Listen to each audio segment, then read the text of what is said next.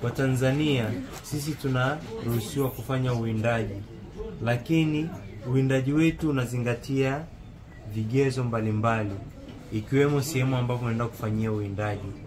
Kwa sababu kama mnavyojua, hawafanyi uwindaji katika national park, hawafanyi uwindaji katika conservation area au katika open area. Huwa wanafanya katika game reserve, yale mapori ya akiba. Tumeelewana? Na unajua mapori ya akiba, game reserve moja hapo ya Tanzania iliyopo Selu, nyingine Loliondo,